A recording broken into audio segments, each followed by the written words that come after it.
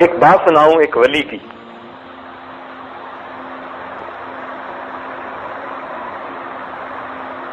حضرت مولانا احمد علی لاہوری رحمۃ اللہ علیہ، آپ ان سے کچھ واقف ہیں یا نہیں؟ آج آپ کو تھوڑا واقف بنا دیں. سکھ گھرانے سے تھے، اسلام قبول کیا.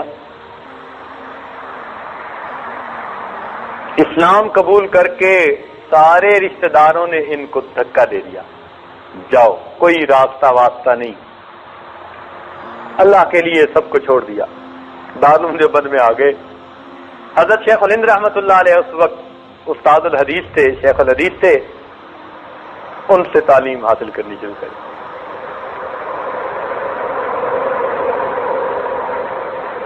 اب پیچھے کوئی سپورٹ کرنے والا ہے ہی نہیں، بس مدرسے میں رہتے ہیں، جو مدرسے میں کھانا ملتا ہے بس اسی پہ گزارا ہے. یہ واقعہ حضرت مولانا احمد علی لاہوری رحمۃ اللہ علیہ نے میرے شیخ کو سنایا، اور میرے شیخ نے یہ واقعہ اس عاجز کو سنایا. اب یہ عاجز آپ کو نقل کر رہا ہے ذمہ داری کے ساتھ. حضرت لاہوری نے اپنا واقعہ یوں سنایا، فرمانے لگے کہ میرے سسر بڑے سمجھدار بندے تھے، انہوں نے اس وقت مجھے پہچان لیا جبکہ احمد علی نہیں تھا، آج تو احمد علی ہے. یعنی یہ وہ دور تھا ان کا کہ جب اللہ نے ان کو کمال عطا کیا تھا. اولیاء میں بھی وہ امام الاولیاء کہے جاتے تھے، اور دنیا میں ان کا طوطی بولتا تھا. اس وقت کی بات ہے. ہمارے حضرت ملنے کے لیے گئے، کوئی بات تھی،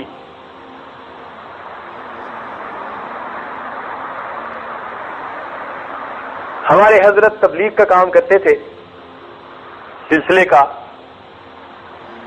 اور جب سلسلے کا کام کرے بندہ تو گھر کے اخراجات کا کیا بنے؟ اللہ توکل. تو گھر میں تنگی رہتی تھی، کئی مرتبہ قرض سے گزارا ہوتا تھا. تو ایک مرتبہ کافی قرض چڑھ گیا اور حضرت کافی پریشان ہو گئے. ہمارے حضرت مرشد عالم حضرت نے یہ واقعہ مجھے یہاں سے سنایا. اب بات آ گئی تو میں کیوں بخیل بنوں، بات بتا دیتا ہوں. تو حضرت اتنے پریشان ہوئے قرض کی وجہ سے کہ کچھ سمجھ میں نہ آیا. ان کے شیخ خواجہ عبد المالک صدیقی رحمۃ اللہ علیہ وہ انڈیا کے دورے پر گئے ہوئے تھے. اس وقت تو متحدہ ملک تھا، تو وہ ادھر دورے پر گئے ہوئے تھے. اور یہ حضرات اس طرح بے غرض ہو کے کام کرتے تھے کہ میرے سسر محترم حضرت صدیقی رحمۃ اللہ علیہ نے ایک مرتبہ 6 مہینے کا دورہ کیا، پاکستان اور انڈیا کے علاقوں کا 6 مہینے کا متواتر دورہ کیا. عید کے دن واپس آئے. اہلیہ محترمہ نے خوشی میں آ کر سیویاں بنائی، عید الفطر تھی تو سیویاں بنا کر حضرت کے پاس آئیں کہ حضرت آپ مجھے کچھ پیسے دیں، میں شکر منگوا لوں تاکہ جو سیویاں بنائی ہیں ان پر ڈال کر دوں. سمجھ لگے میرے پاس تو پیسے نہیں ہیں. کہ حضرت میں نے تو سیویاں بنائی. فرمایا اس پر نمک ڈال کے دے دو. 6 مہینے اللہ اللہ کا نام سکھانے کے بعد جب گھر آئے تو شکر کی بجائے نمک ڈال کر سیویاں کھا رہے تھے. اس طرح بے غرض ہو کر کام کرتے تھے، خالصتاً لوجہ اللہ، اللہ کی رضا کے لیے. لوگوں کی جیب پہ نظر نہیں ہوتی تھی، لوگوں کے دلوں پہ نظر ہوا کرتی تھی. تو چونکہ ہمارے مشائخ کا یہ طریق رہا تو ہمارے حضرت کا بھی یہی حساب تھا. اب قرض کی وجہ سے پریشانی، شیخ تھے نہیں تو کس کے پاس جاؤں. حضرت فرماتے ہیں کہ میں اپنے گھر سے چلا لاہور کہ مولانا احمد علی لاہوری رحمۃ اللہ علیہ کے پاس جاتا. راستے میں ایک جگہ ٹرین بدلنی تھی. حضرت فرماتے ہیں ریلوے اسٹیشن پہ بیٹھ کے میں اتنا رویا جیسے کوئی بچہ بلک کے رو رہا ہوتا ہے. اور رو یہ رہا تھا کہ اللہ میں تیرا نام سکھانے کے لیے سفر کرتا ہوں اور آخر گھر میں بیوی بچے یہ بھی ذمہ داریاں ہیں، تو میں کیا کروں. میں نہیں چاہتا کہ میں کاموں میں الجھ جاؤں اور تیرے یہ دین کا کام یا تیرے جو ہے بندوں کو تجھ سے ملانے کا کام چھوڑ دوں. اب تو ہی کوئی راستہ دکھا مجھے. کہنے کہ میں خوب رویا. رو کے جب میں لاہور پہنچا تو حضرت مولانا احمد علی لاہوری رحمۃ اللہ علیہ حلقہ میں بیٹھے ہوئے تھے، لوگ تھے، علماء بہت ان کے پاس حاضر ہوتے تھے۔ کہتے ہیں میں بھی غمزدہ طبیعت کے ساتھ ایک جگہ جا کر بیٹھ گیا، حضرت بات کرتے رہے، بات کرتے کرتے جب بات مکمل ہو گئی اور لوگ چلے گئے تو میں تو بیٹھا رہا۔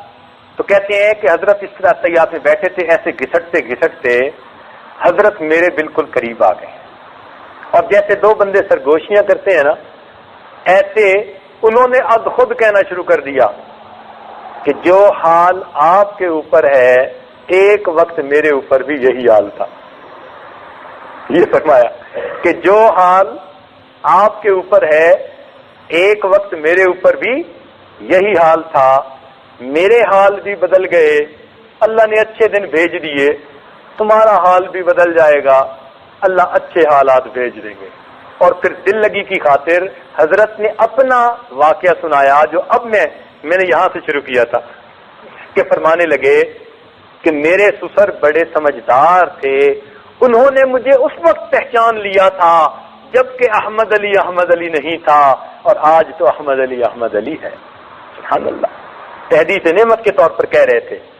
پھر فرمانے لگے کہ میں دارالعلوم دیوبند میں پڑھتا تھا، میرے سسر سیالکوٹ کے رہنے والے تھے، ان کو گھر سے اطلاع ملی کہ بیٹی جوان ہو گئی، تو کوئی مناسب رشتہ ہونا چاہیے۔ تو میرے سسر ایسے تھے کہ بچی کے رشتے کے لیے انہوں نے مدارس کا دورہ کیا، لوگ تاجروں کی طرف جاتے اور وہ کدھر جا رہے ہیں؟ مدارس کا دورہ کر رہے ہیں اپنی بیٹی کے لیے کوئی مناسب رشتہ ڈھونڈنے کے لیے۔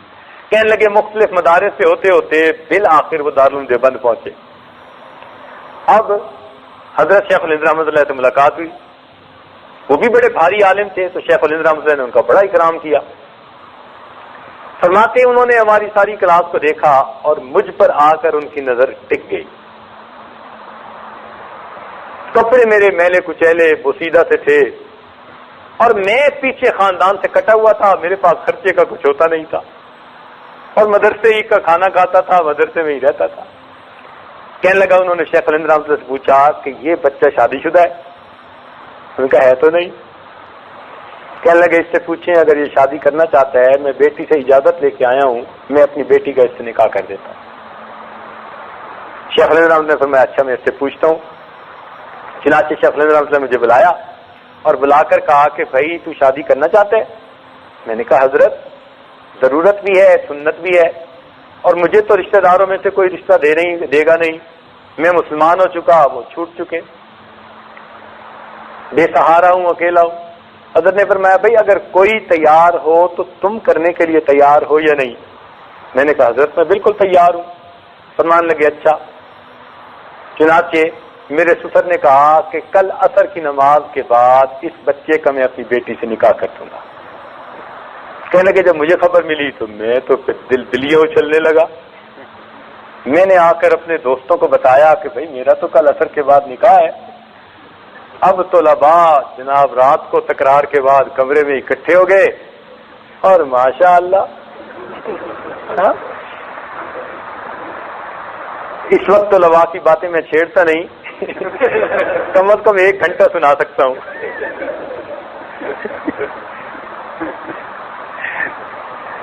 بہرحال قصہ کو تھا کہ ایک طالب علم نے کہا کہ دیکھو کل عصر کے بعد تمہارا نکاح ہے، اور کپڑے تمہارے سارے جو ہے نا بوسیدہ میلے سے ہیں، تو یہ نہ کپڑے پہننا، اچھے نئے والے پہن کے آنا۔ میں نے کہا بھی میرے پاس تو ہے یہ جوڑا۔ اس نے کہا یار تم کسی سے مستعار لے لو، ادھار مانگ لو، کسی سے دھلا ہوا کوئی نیا جوڑا پہن کے بیٹھو۔ میں نے کہا یار میری طبیعت نہیں چاہتی، یعنی عزت نفس گوارا نہیں نہ کرتی کہ بھئی میں مانگ کے پہنوں۔ میں نے کہا بھئی میں نے نہیں مانگنا کسی سے، آگے وہ بھی منطقی ہوتے ہیں ماشاء اللہ۔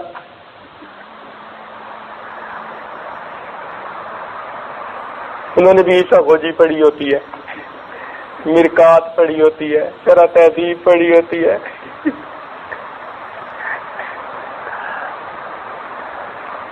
الحمدللہ سلم۔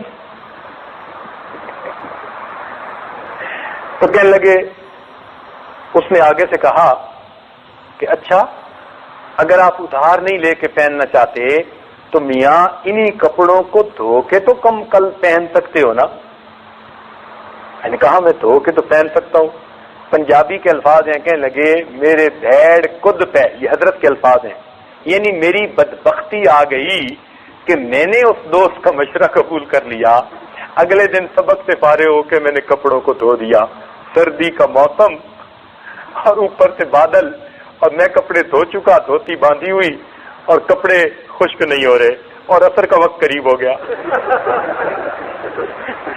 کہنے لگے میں مسجد کے پیچھے جا کر اب اپنے کپڑوں کو لہرا رہا ہوں اور دعائیں مانگ رہا ہوں, اللہ ان کو خشک فرما دے.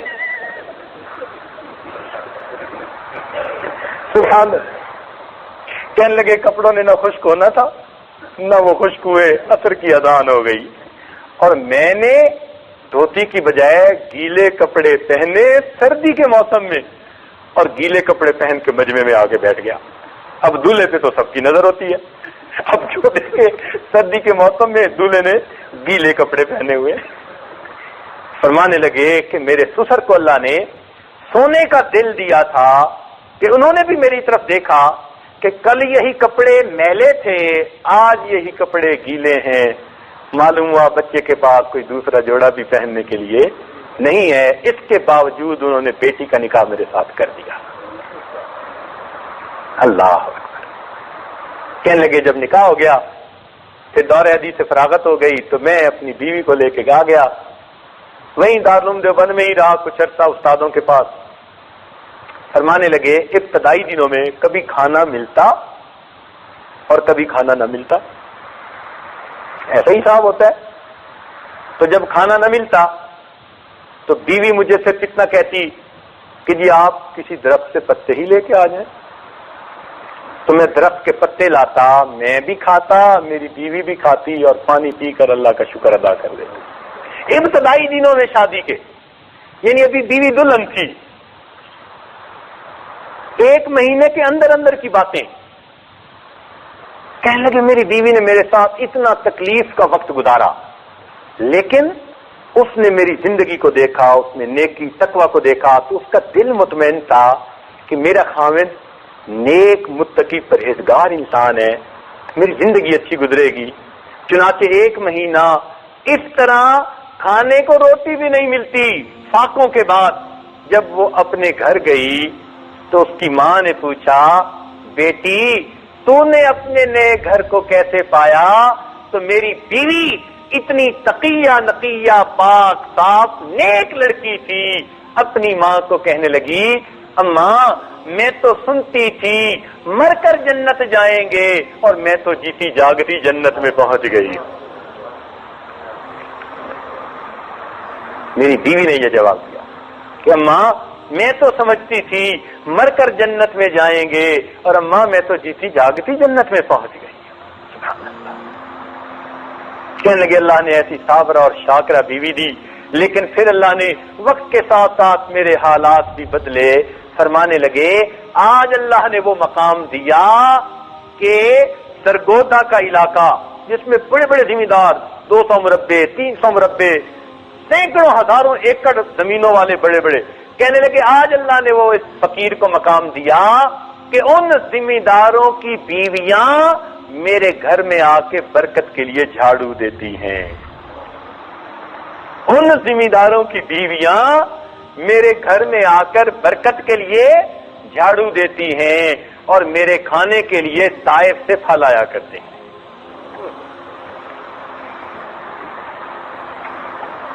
سبحان اللہ. دیکھا یہ اللہ تعالیٰ عزتیں دیتے ہیں کہ جس کا دنیا میں کوئی نہیں تھا, سارے خاندان نے اسے چھوڑ دیا تھا, پھر اللہ تو اس کا اپنا تھا نا, پھر اللہ نے دیکھو کیسے عزتیں دی. چنانچہ ان کی درس تفسیر بڑا مشہور تھا, بڑا معروف تھا. سبحان اللہ. بہت کثیر البکا تھے, روتے تھے. چنانچہ ان کی وفات کے بعد ان کے خلفاء میں سے کسی نے ان کو خواب میں دیکھا, پوچھا حضرت آگے کیا بنا؟ فرمانے لگے کہ اللہ رب العزت کے حضور پیشی ہوئی. اللہ تعالیٰ نے فرمایا احمد علی تو مجھ سے اتنا کیوں ڈرتا تھا؟ تو کہنے لگے یہ سن کے میں تو کانپ اٹھا، میں تو ڈر گیا کہ مجھ سے تو پوچھا جا رہا ہے۔ جب میں کانپ اٹھا اور ڈر گیا تو مجھے اللہ تعالیٰ نے فرمایا احمد علی تو آج بھی مجھ سے ڈر رہا ہے، آج تو تیرے اکرام کا دن ہے، تو نے اتنی اچھی زندگی گزاری کہ ہم نے تجھے بھی معاف کر دیا، اور جس قبرستان میں تجھے دفن کیا تمام موتا کی ہم نے مغفرت فرما دی، ہم نے اس قبرستان کے بھی تمام موتا کی مغفرت فرما دی۔ اس لیے جب ان کو دفن کیا گیا تو 40 دن تک ان کی قبر سے خوشبو آتی تھی، لوگ مٹی اٹھا اٹھا کے لے جاتے تھے، بالآخر وہاں پہرا لگانا پڑا کہ کوئی بندہ مٹی اٹھا کے نہ لے جائے۔ لوگ حیران ہوتے ہیں، کہتے ہیں جی قبر سے مٹی سے خوشبو کیسے؟ بھئی آپ حیران ہوتے پھرے، ہمیں کوئی حیرانی نہیں ہے، اس لیے کہ وہ تو پھول کی مانند تھے، وہ تو پھول کی مانند تھے، جمال ہم نشیں در من اثر کرد وگر نہ من ہما خاکم کے ہستم۔ ارے وہ تو مٹی تھی، اس پھول کو دفن کر دیا گیا تھا، پھول کی خوشبو نے مٹی کو بھی خوشبودار بنا دیا تھا۔ تو یہ حضرت مولانا احمد علی لاہوری رحمۃ اللہ علیہ، ایک بات ان کی اور سن لیجئے، پھر اصل جو بات کہنا چاہتا تھا تاکہ آپ کو تعارف ہو جائے۔ فرماتے تھے کہ میں ایک دفعہ لاہور کے بازار میں جا رہا تھا تو مجھے ایک مجذوب ملے۔ مجذوب کچھ لوگ ہوتے ہیں جو مغلوب الحال ہوتے ہیں، یعنی اپنے حال میں مست ہوتے ہیں، ہمیں ان سے واسطہ کوئی نہیں ہوتا، لیکن کئی دفعہ اللہ والوں سے ہو جاتی ہیں ان کی باتیں۔ فرماتے ہیں کہ وہ مجذوب ملے، میں نے انہیں سلام کیا، انہوں نے جواب دیا اور جواب دے کر پوچھا احمد علی انسان کہاں بستے ہیں؟ بھرے بازار میں۔ فرمانے لگے احمد علی انسان کہاں بستے ہیں؟ کہنے لگے میں نے کہا حضرت یہ سب انسان ہی تو ہیں، بھری ہوئی تھی مخلوق۔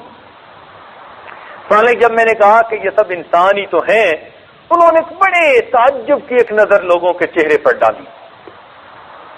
کہنے لگے ان کی توجہ کی یہ تاثیر تھی کہ جب میں نے دیکھا تو مجھے ان میں سے کئی بندے کتے، بلے، خنزیر کی شکل کے نظر آئے، جانور کی شکل میں نظر آئے، جانور پھر رہے ہیں۔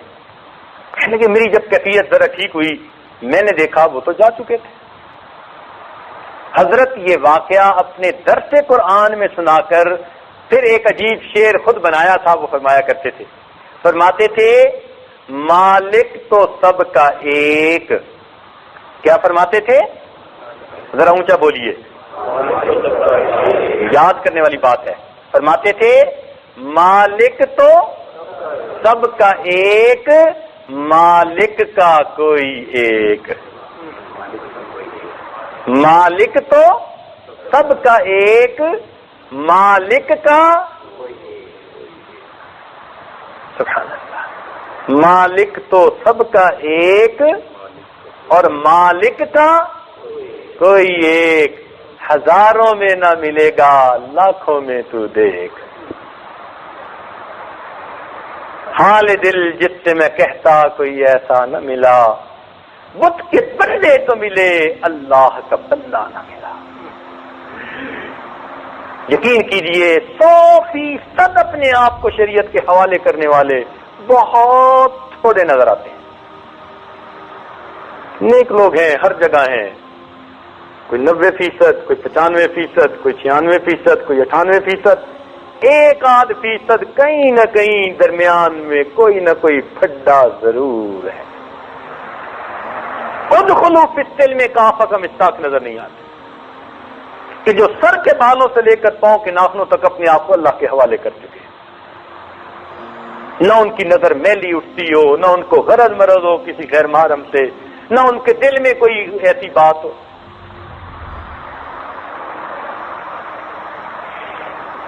نیک لوگ بھی 98-99% کے اوپر آ کر رکے ہوئے ہیں۔ شیطان نے کہیں نہ کہیں ان کو اپنے وہ جو فش کرتے ہوئے لگاتے ہیں نا کنڈی، وہ شیطان نے کہیں نہ کہیں کوئی کنڈی پھنسائی ہوئی ہے۔